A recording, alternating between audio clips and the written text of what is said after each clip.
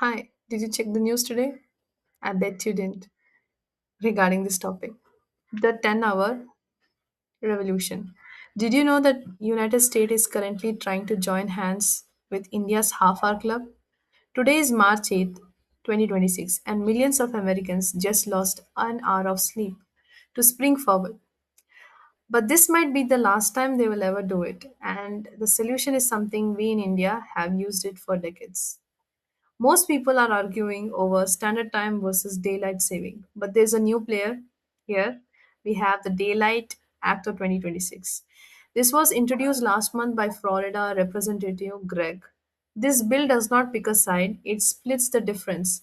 Instead of a 60-minute jump, the US would move 30 minutes one last time and lock it there forever. It's like a Goldilocks solution. Not too dark in the morning for the school kids, but enough sun in the evening for business. What's our connection? What is it up to Indians? What is a deal for us? We already are in the half hour shift, okay, by UTC 5:30. So the math is right now the time gap between the India our India and New York time flips between 9.5 and 10.5 hours every year. If this bill passes, the gap becomes 10 hours year round.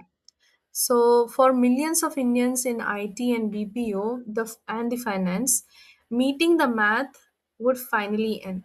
No more asking, where did the US change their clocks today? But it also means a permanent 30-minute shift in your sleep and commute. So, your US shift would just move permanently to a 30-minute shift. So why there is no headline for it? Because I think it's like the global giants are terrified. Like first of all, there may be a software scare. Every banking server and the flight system globally on the earth, or globally, sorry, or both the things the same, sorry, is built on 1 hour blocks. So recoding the US to the fractional time zone like India's would cost billions. Also, today is International Women's Day, and UN just released a major report showing women still have 64% of legal rights of men. So that becomes a big news. So the time war is flying under the radar.